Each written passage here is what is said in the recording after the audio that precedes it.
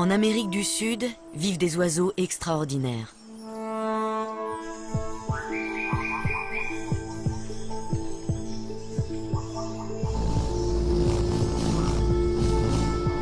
Ils font partie des animaux les plus étonnants de notre planète.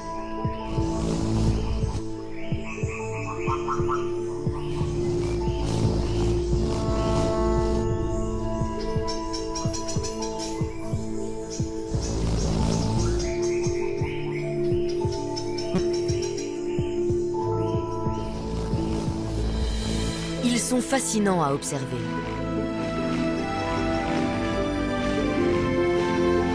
Ces oiseaux, ce sont les colibris. Leur couleur chatoyante et leurs prouesses aériennes les rendent uniques au monde. Raison pour laquelle ils sont traqués comme les plus grandes stars.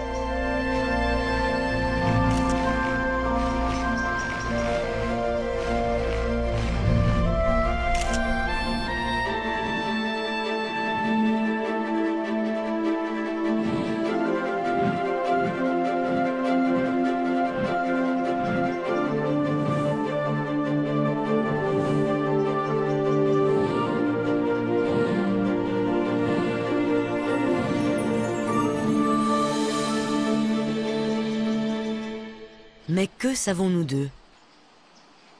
D'abord, ils sont minuscules, d'où leur surnom d'oiseaux-mouches.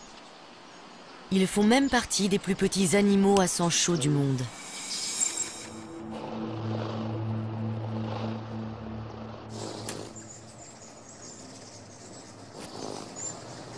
Ensuite, ils vivent à 100 à l'heure, à tel point qu'il est difficile de distinguer nettement leurs contours.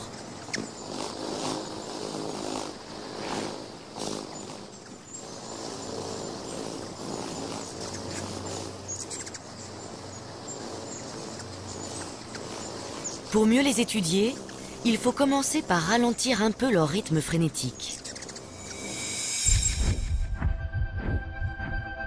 Une caméra à haute vitesse permet de pénétrer dans leur monde secret.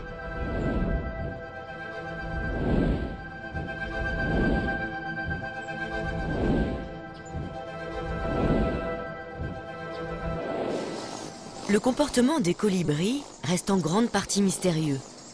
Nous savons qu'ils sont tributaires des fleurs pour se nourrir. Le nectar est leur carburant. Nous savons aussi qu'on ne les trouve que sur le continent américain. La majorité des espèces vit en Amérique du Sud. C'est d'ailleurs là-bas que notre enquête commence. Ici, de nombreuses plantes les utilisent comme messagers. Mais ce n'était pas ce que prévoyait le contrat de départ. Car quand les fleurs sont apparues il y a plus de 60 millions d'années, les colibris n'existaient pas encore. À l'origine, c'étaient les insectes qui assuraient la pollinisation. Aujourd'hui, c'est encore très souvent le cas. En butinant, les papillons transportent du pollen d'une fleur à l'autre.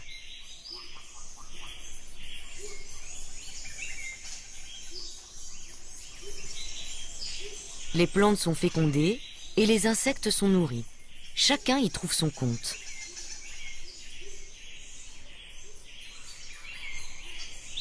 Cette relation d'échange a parfaitement fonctionné pendant très longtemps. Puis soudain, certaines plantes n'ont plus eu recours à leurs coursiers habituels.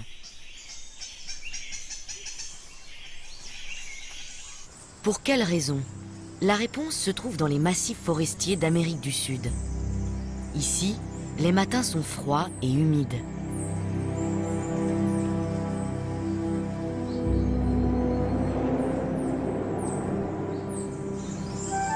Dans de telles conditions, les papillons ont du mal à voler.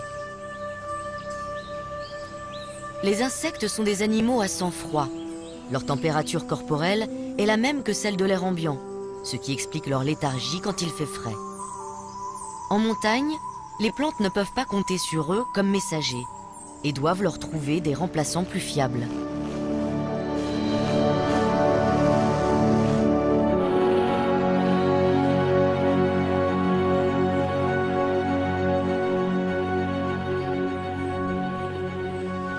Nous ne saurons jamais avec certitude où le changement s'est produit. Mais c'est quelque part, peut-être ici, sur les hauts plateaux brésiliens, que les plantes ont changé de fournisseur.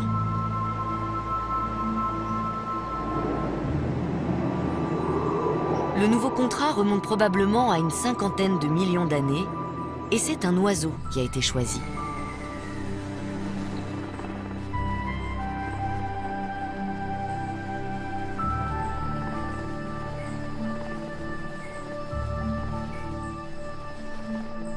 Pour cet ancêtre des colibris actuels, qui devait ressembler à ce colibri tacheté, cet accord signifiait aussi plus de chances de survie. À l'origine, il mangeait sans doute des insectes et des araignées et avait un bec relativement épais.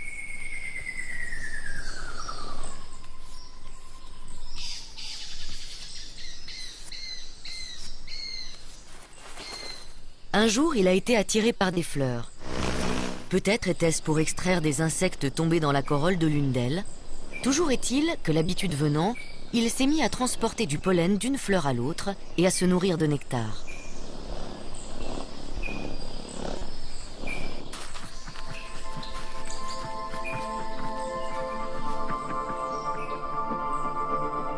Au fil des millénaires, son bec s'est affiné et allongé.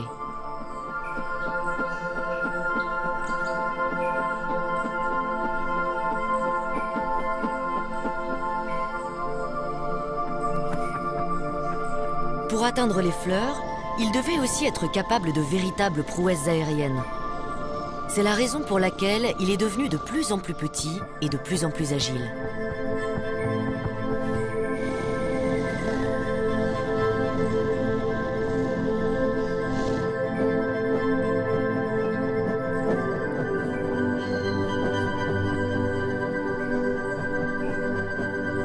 Sa langue s'est allongée, de façon à pouvoir plonger au cœur des fleurs.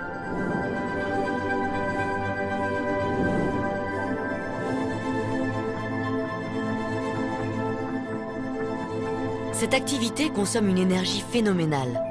Dans un souci vital d'économie, son corps s'est donc peu à peu allégé.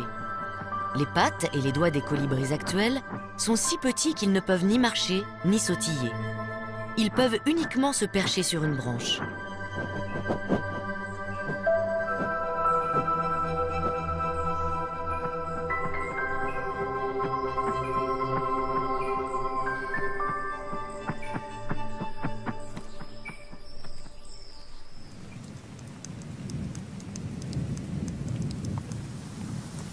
Les premiers colibris proposaient un service digne de confiance aux plantes dont ils dépendaient. Ils étaient capables de voler par tous les temps en transportant du pollen.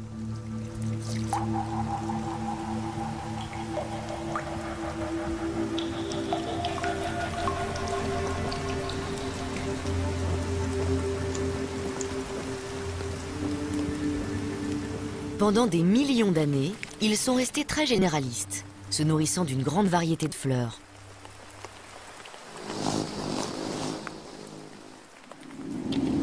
De nombreuses espèces de plantes se sont alors associées avec ces nouveaux pollinisateurs. Aujourd'hui, elles sont plus de 8000 à dépendre des oiseaux-mouches.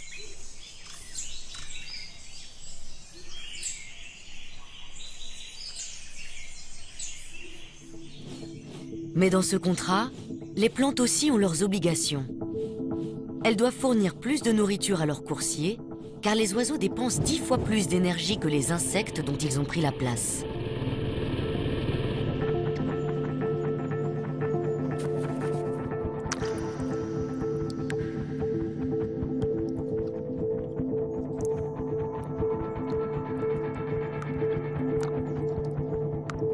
Chaque jour, un colibri récolte plus que son propre poids en nectar. Les fleurs produisent donc une grande quantité de liquide sucré pour satisfaire l'appétit de leurs messagers.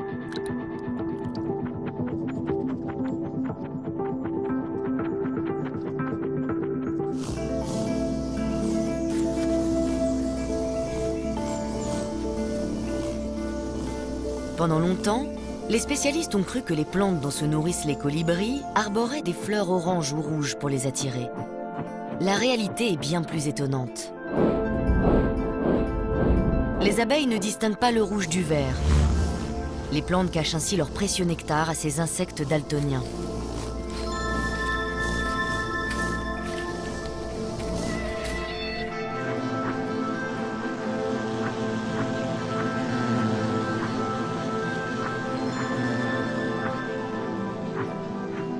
En revanche, elles annoncent clairement la couleur aux oiseaux.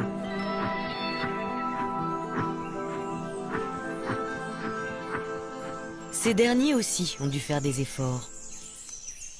Afin de se protéger encore plus des insectes, les plantes présentent des fleurs longues et minces, situées à l'extrémité de leur tige. Seul un animal capable d'une grande précision en vol stationnaire peut les atteindre. C'est le cas des colibris, mais cette technique est épuisante.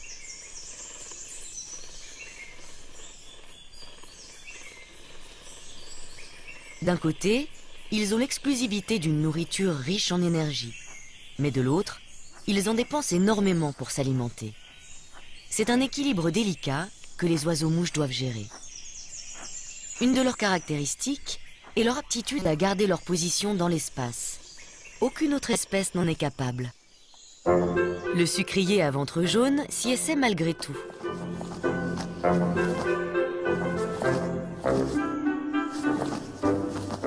Comparé aux colibris, tous les autres oiseaux paraissent maladroits.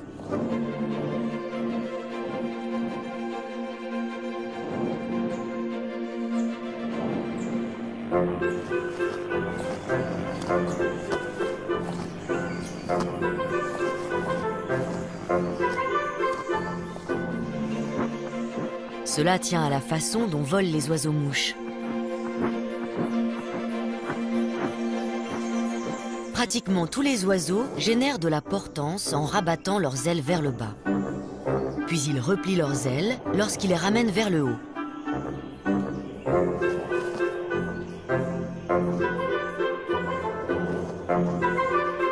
Les colibris, eux, gardent leurs ailes tout le temps déployées.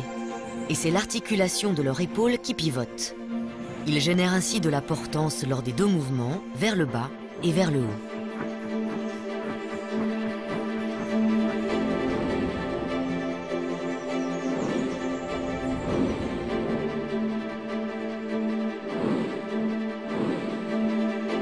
Cette particularité leur confère un avantage considérable et fait d'eux les plus grands acrobates aériens du règne animal. Rien ne pouvait rivaliser avec un colibri, jusqu'à ce qu'une société de robotique californienne en construise un.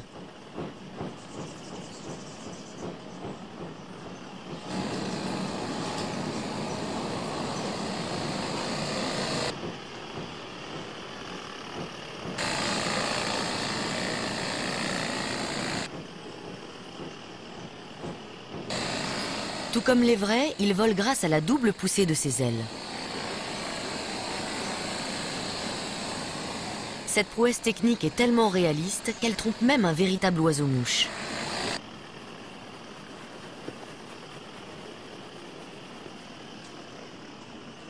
Propriétaire de ce jardin de la banlieue de Los Angeles, ce colibri d'haleine n'a aucune envie de le partager.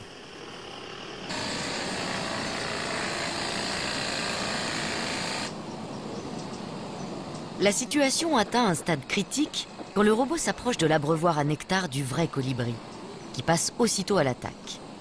Il a beau être 4 fois plus petit, il n'hésite pas une seconde à piquer sur l'intrus.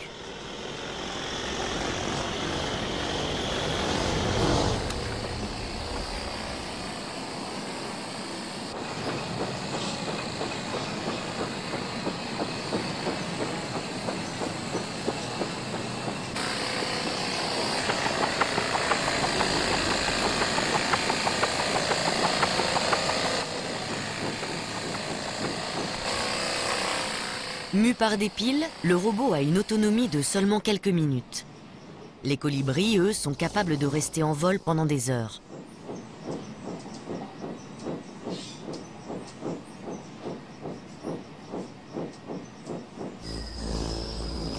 Ils peuvent manœuvrer dans tous les sens et même voler à reculons.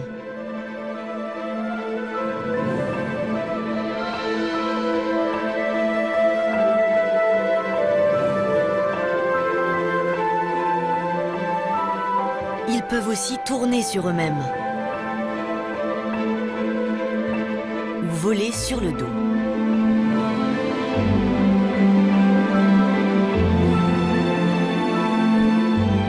C'est pour atteindre les fleurs les plus difficiles d'accès qu'ils ont développé ces talents de voltigeurs.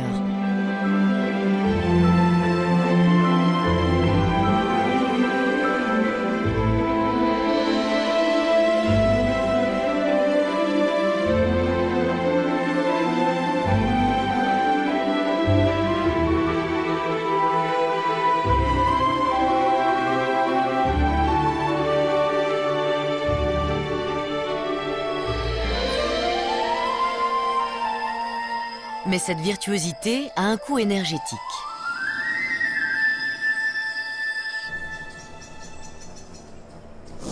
En vol, les colibris ont la consommation en oxygène la plus élevée de tous les vertébrés.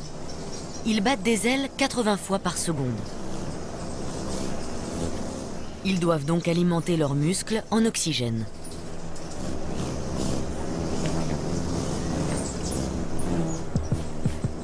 Lorsqu'ils sont perchés, leur rythme cardiaque est d'environ 400 pulsations par minute.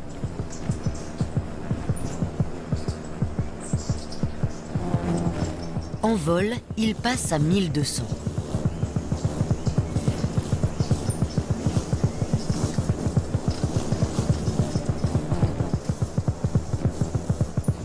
Mais ce n'est pas suffisant quand ils fondent sur place. Leur cœur se dilate alors de manière à envoyer encore plus de sang à chaque battement. La circulation sanguine du cœur vers les poumons et les muscles, puis le retour vers le cœur, s'effectue en moins d'une seconde.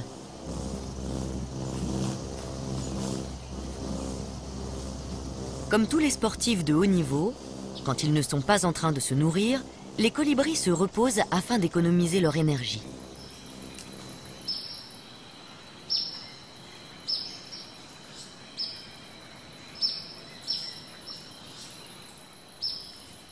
En fait, ils passent 80% de leur temps perchés, ce qui leur permet d'étirer leurs muscles et de lisser leurs plumes.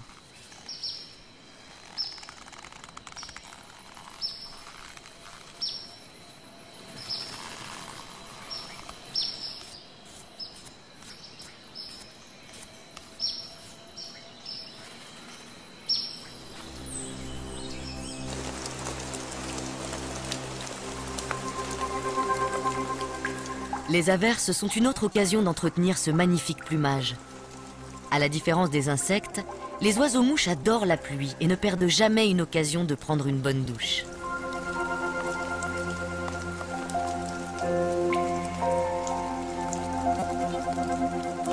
Même le sucrier à ventre jaune en profite.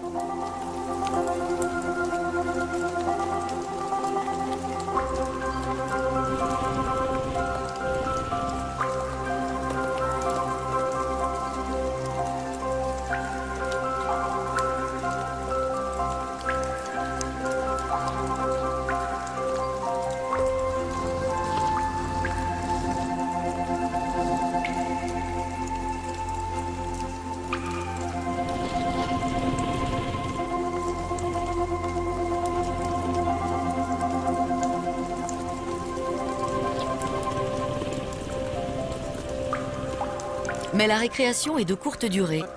Les colibris doivent se nourrir en moyenne toutes les 15 minutes. La mort par inanition n'est souvent qu'une question d'heures.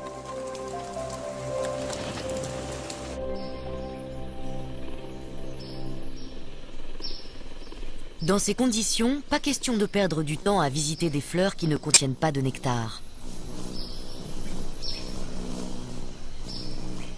Est-il possible qu'ils se souviennent de toutes celles où ils sont déjà passés ? C'est envisageable quand il n'y en a qu'une ou deux par tige. Mais comment font-ils avec un arbuste comme celui-ci? Pourtant, même sur l'Ipé, les colibris savent exactement quelles fleurs ils ont déjà butinées. Un exploit pour un cerveau aussi minuscule. Les plantes ont joué un rôle essentiel dans l'évolution de la taille, du mécanisme de vol et du métabolisme extrêmement rapide des colibris. Mais les oiseaux ne peuvent pas vivre uniquement de nectar. Ils ont aussi besoin de protéines qu'ils attrapent en plein vol avec une précision remarquable. Ça ne marche pas à tous les coups, mais presque.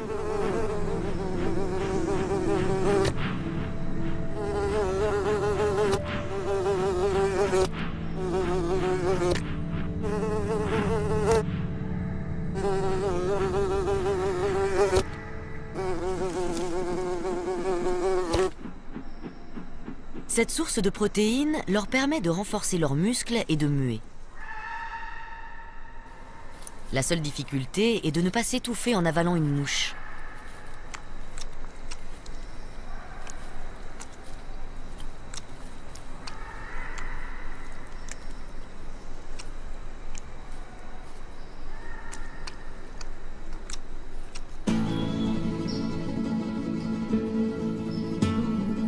S'ils ont des caractéristiques uniques, les colibris partagent avec les autres familles d'oiseaux la nécessité de se reproduire.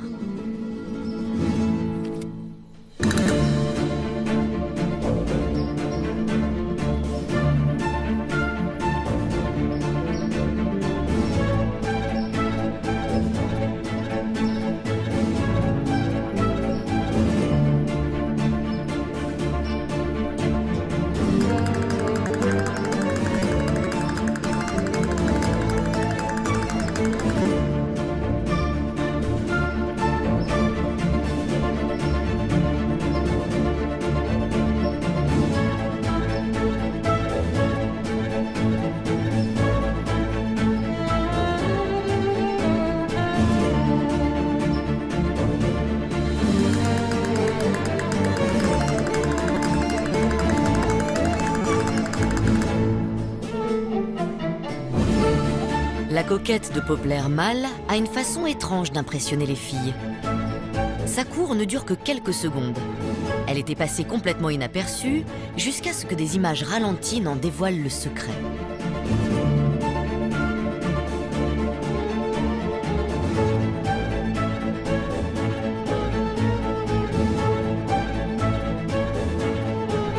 Cette débauche d'énergie est peut-être justement un moyen pour le mâle de faire étalage de sa résistance.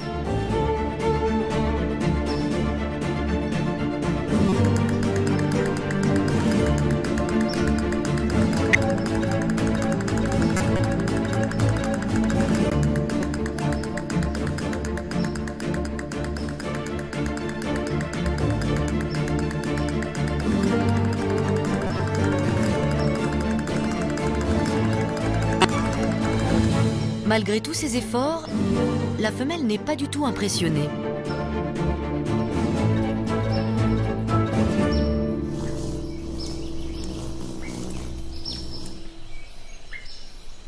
C'est la femelle seule qui bâtit le nid et couve. Mais chez les colibris, les choses ne sont jamais simples. La femelle doit rester pendant de longues périodes dans son nid pour réchauffer les œufs. Pour cela, elle est obligée d'abaisser sa température corporelle. C'est la seule solution pour réduire le temps passé à se nourrir.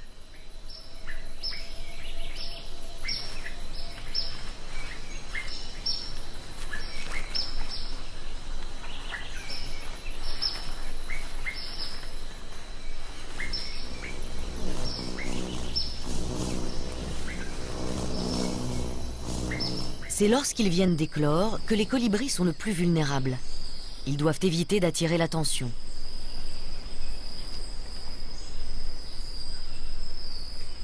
Quand le duvet de leur dos perçoit l'air déplacé par les ailes de leur mère, ils réclament à manger à gorge déployée, mais en silence.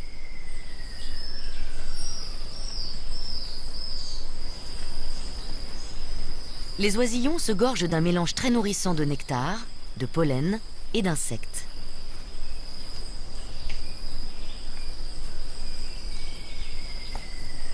Malgré ces soins attentifs, peu d'oisillons parviennent à l'âge adulte. Les adultes eux-mêmes sont confrontés à un problème de taille.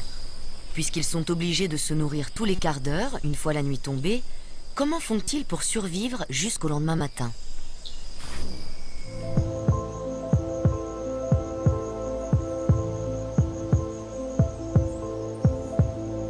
Leur température corporelle chute et leur rythme cardiaque passe à 40 pulsations par minute. Ainsi, ils ne consomment plus qu'un centième de l'énergie qu'ils brûlent en vol. Mais ce n'est pas sans danger. Quand ils sont plongés dans cette torpeur, ils ne peuvent plus bouger ni échapper à un prédateur nocturne.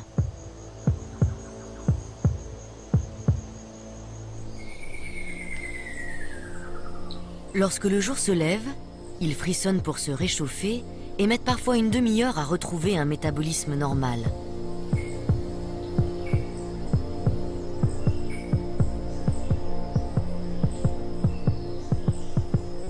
Aussi extrême que cela puisse paraître, c'est à ce prix que les colibris ont une chance de survivre à la nuit.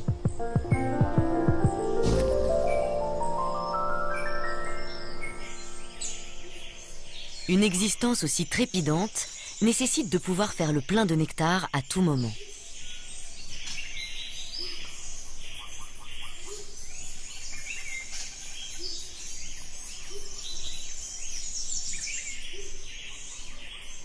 Pour cela, la plupart des espèces gardent jalousement un territoire suffisamment riche en fleurs.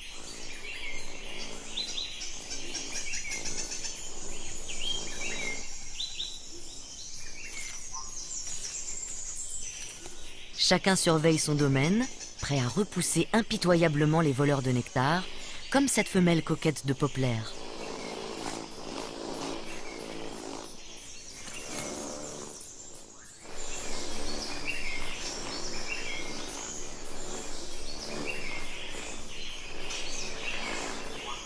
Le plus souvent, l'intrus bat en retraite sans insister. Le propriétaire défend aussi son territoire en exhibant son extraordinaire plumage.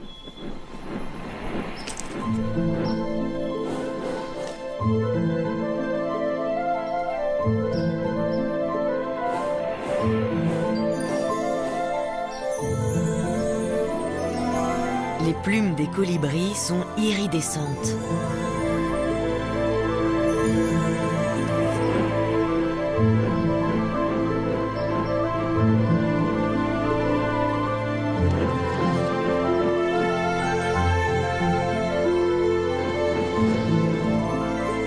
Leurs couleurs ne sont pas dues à des pigments, mais à de microscopiques bulles d'air emprisonnées dans les barbules qui réfractent et reflètent la lumière.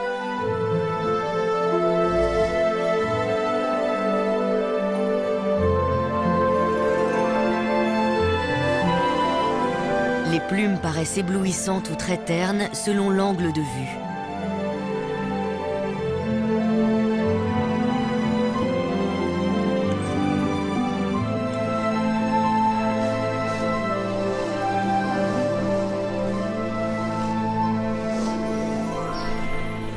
Si afficher ces plus belles couleurs ne suffit pas à décourager les intrus, il y a aussi une méthode plus directe. Malgré leur petite taille et leur allure fragile, les colibris sont extrêmement belliqueux. La défense de leur territoire et de leur source de nourriture est une question de vie ou de mort.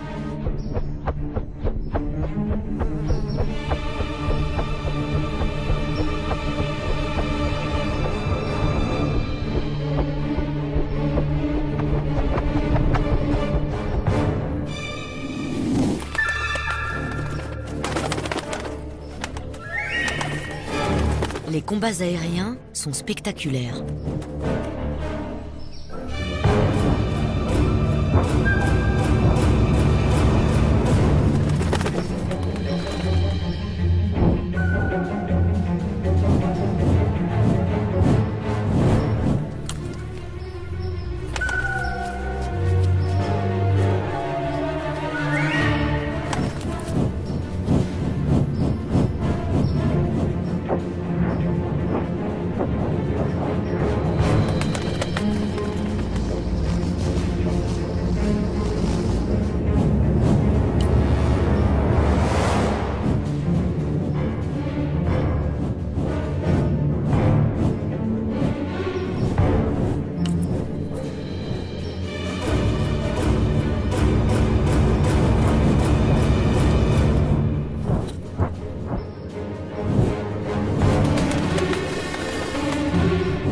La bataille pour les fleurs ne s'arrête jamais.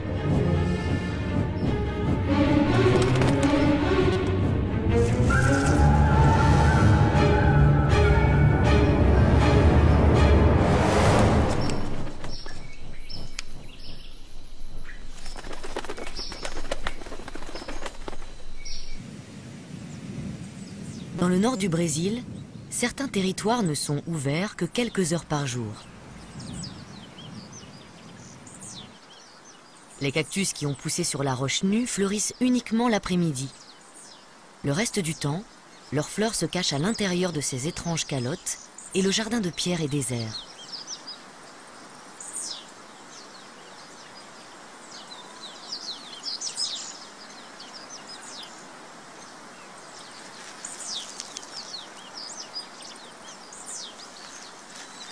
Mais dès qu'elles éclosent, les colibris apparaissent comme par magie.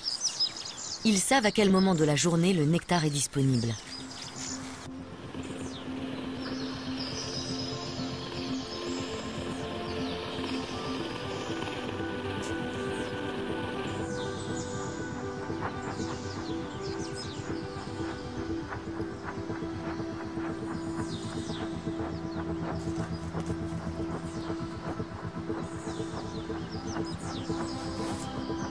Tout en se régalant, ils transportent d'une fleur à l'autre le pollen qui se colle sur leur bec.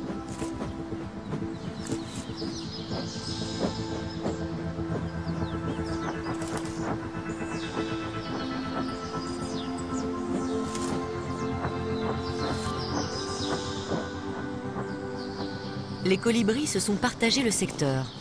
Chacun défend son espace aérien et en chasse les indésirables.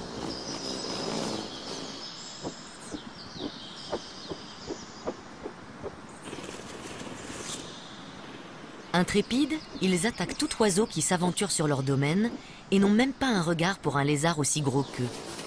En revanche, ils reculent devant les abeilles et les guêpes. Compte tenu de leur petite taille, une piqûre leur serait fatale.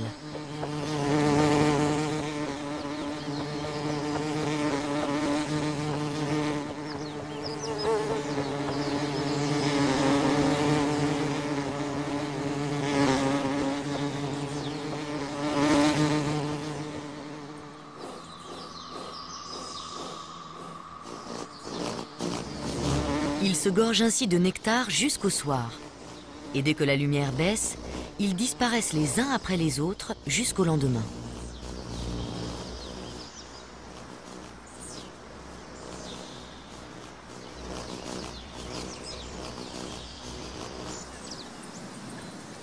Grâce à leur remarquable faculté d'adaptation, les colibris se sont implantés dans des habitats très différents. Mais tous ces biotopes ont un point commun: des fleurs en quête d'un pollinisateur efficace. Il y a 20 millions d'années, la tectonique des plaques a provoqué le soulèvement majeur de la chaîne andine.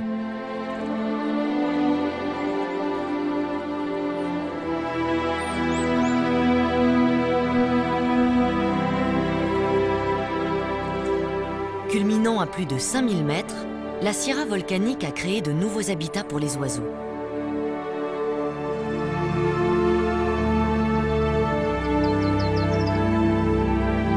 Mais qui dit nouvel environnement, dit nouveaux défis.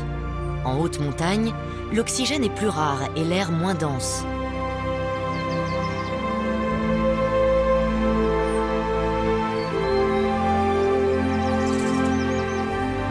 Certaines plantes ont apporté une aide bienvenue à leurs partenaires ailés. Le colibri étincelant peut s'accrocher au robuste fuchsia pendant qu'il se nourrit, économisant ainsi une énergie précieuse.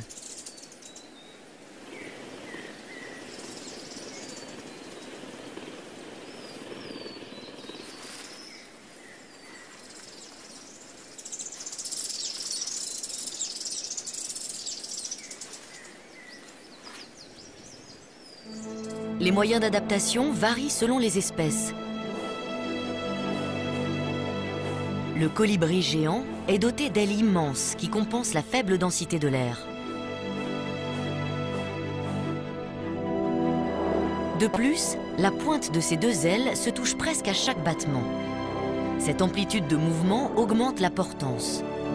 Le colibri géant est le plus grand des oiseaux-mouches. Il fait environ le même poids qu'une mésange charbonnière.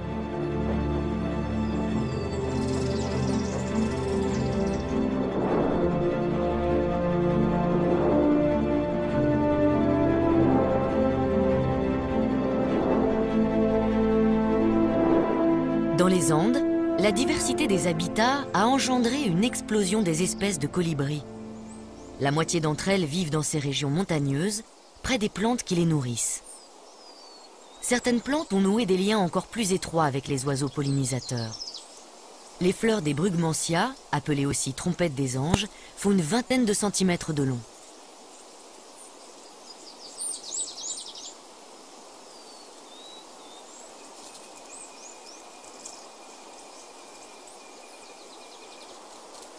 Le nectar se trouve tout au fond de cet entonnoir, hors de portée de la majorité des colibris.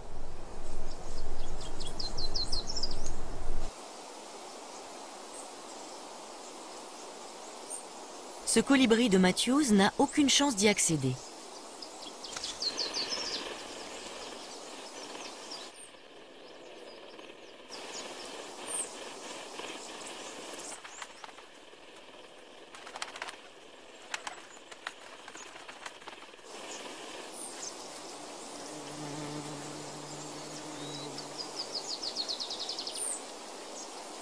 Seul un oiseau-mouche est vraiment équipé pour cette opération. Le colibri porte-épée. Son bec est plus long que son corps. Rapporté à sa taille, c'est même lui qui a le bec le plus long de tous les oiseaux.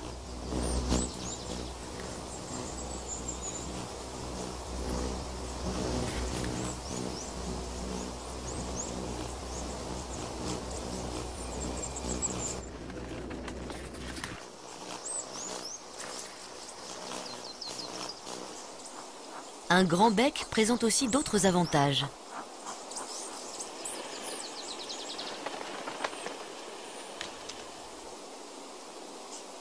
Les brugmansia ne sont pas les seules plantes qui se soient associées avec le porte-épée. La fleur de cette espèce de passiflore est elle aussi de forme tubulaire. Quand il s'enfonce à l'intérieur, l'oiseau se tache de pollen.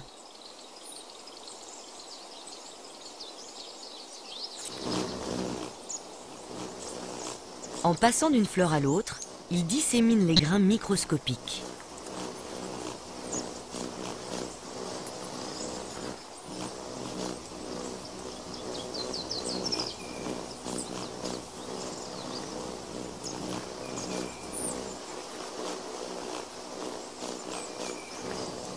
Grâce à ce contrat d'exclusivité avec le colibri, les trompettes des anges et les passiflores augmentent leurs chances de pollinisation.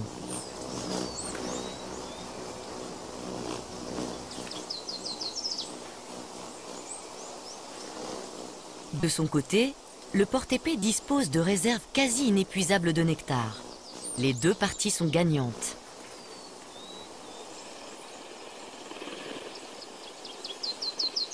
Une relation encore plus étroite existe entre les plantes du genre Heliconia et une espèce particulière de colibri.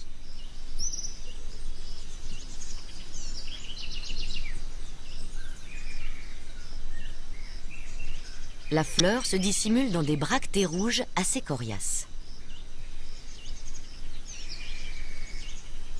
D'une belle couleur jaune, elle est très incurvée.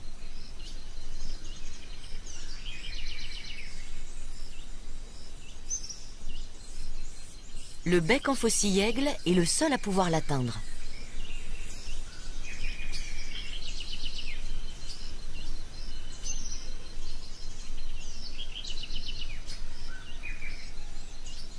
La forme de son bec correspond parfaitement à la courbe de la fleur.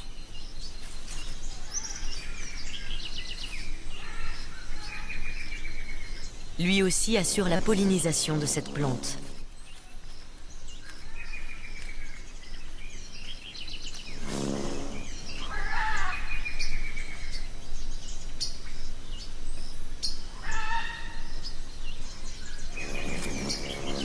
Puisque le nectar des Heliconia lui est réservé, le bec en faucille-aigle n'a pas besoin de défendre son territoire. Il passe ses journées à voler tranquillement d'une grappe de fleurs à l'autre.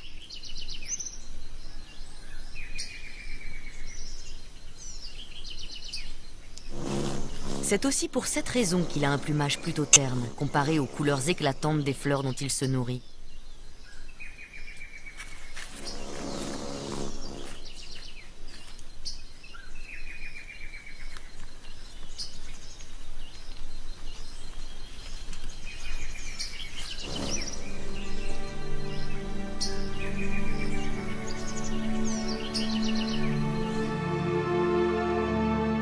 Il y a 6 millions d'années, l'évolution des colibris a pris un tour nouveau. Certaines espèces sont devenues encore plus petites.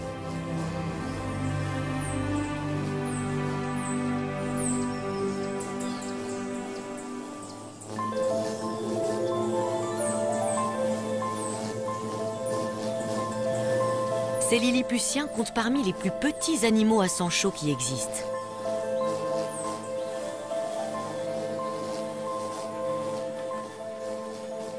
Certains pèsent environ 2 grammes.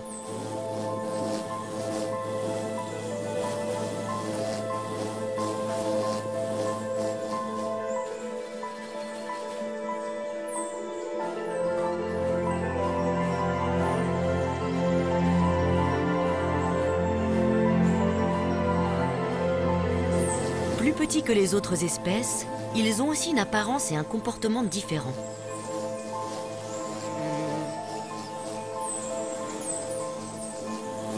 Leur manière de voler s'apparente davantage à celle d'un insecte. Ils n'ont pas de territoire défini et se nourrissent du nectar de nombreuses plantes.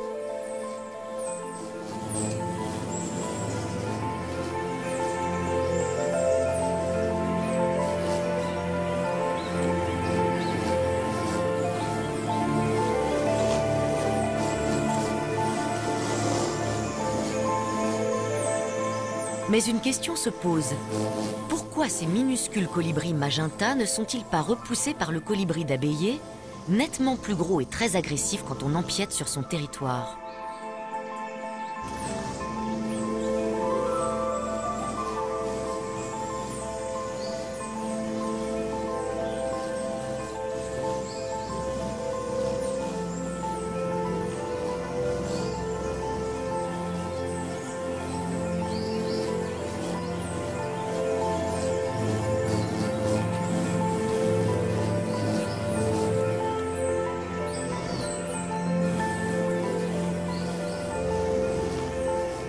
Bizarrement, le colibri magenta n'a pas l'air d'avoir du tout peur.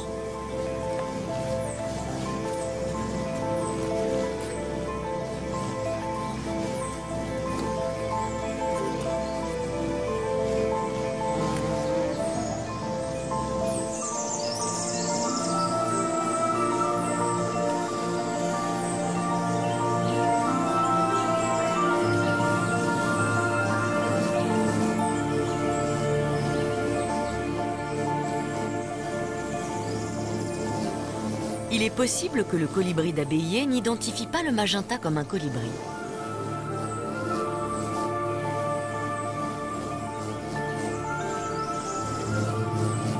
Peut-être s'imagine-t-il avoir affaire à un insecte.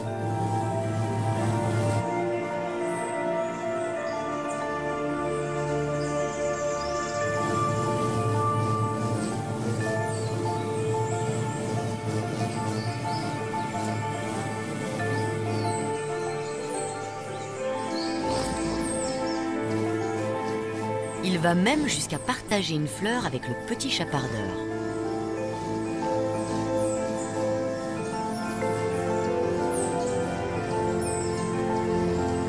Les colibris ont une peur instinctive des guêpes et des abeilles. Serait-ce là la raison d'une telle passivité à l'égard de l'intrus?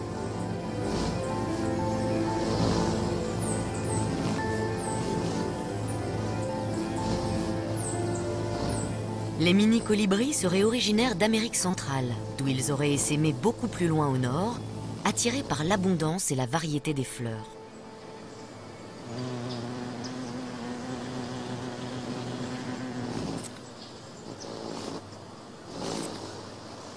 Mais au nord, les hivers sont froids. C'est pour cela qu'à l'automne, les colibris à gorge rubis doivent migrer vers le sud avant que les fleurs ne se fanent, sous peine de se retrouver sans nourriture.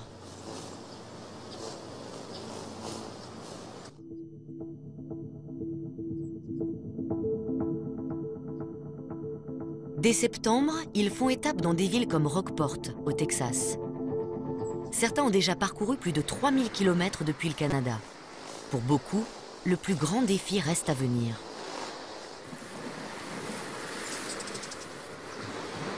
Pour descendre encore plus au sud, ils vont devoir traverser le golfe du Mexique.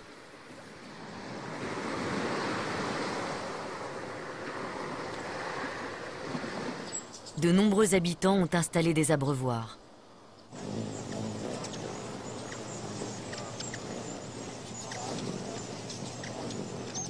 Quand ils arrivent, les colibris se gorgent de ce liquide riche en sucre. En 3 jours, un oiseau peut quasiment doubler son poids.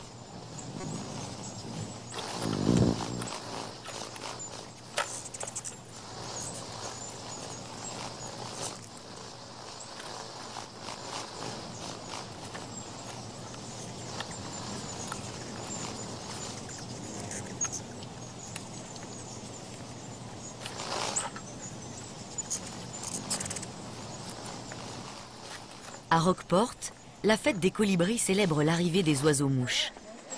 Les touristes venus de tout le continent nord-américain se pressent pour admirer les minuscules voyageurs. Oh Lord, that is going to be one of the most unusual pictures ever. You're going to have to show it to people. Oh yes. Absolutely. Yeah. Absolutely.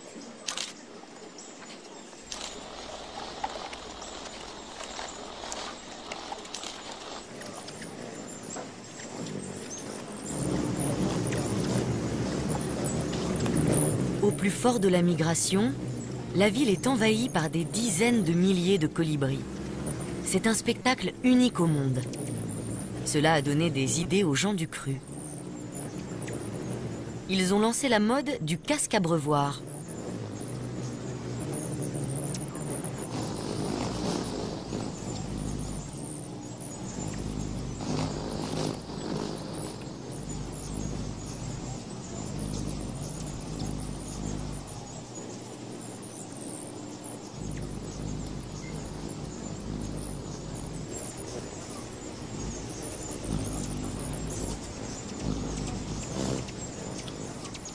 Lorsque les colibris ont pris suffisamment de poids, ils s'envolent jusqu'à la côte où les attend l'épreuve la plus difficile de leur existence.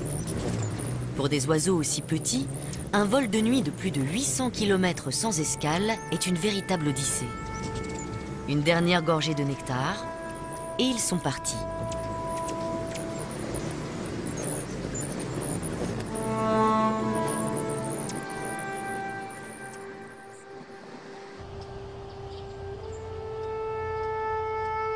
Récemment, des scientifiques sont parvenus à localiser les colibris grâce au radar Doppler du Service météorologique national des États-Unis.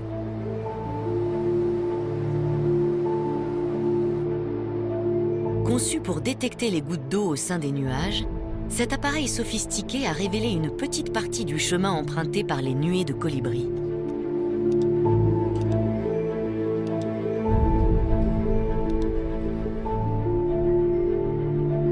Mais le reste de leur voyage reste un mystère.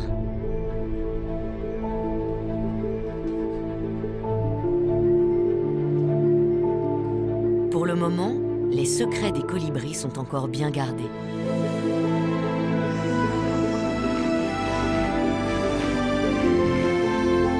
Mais une chose est certaine, ces minuscules voltigeurs aux couleurs éclatantes sont de véritables joyaux de la nature.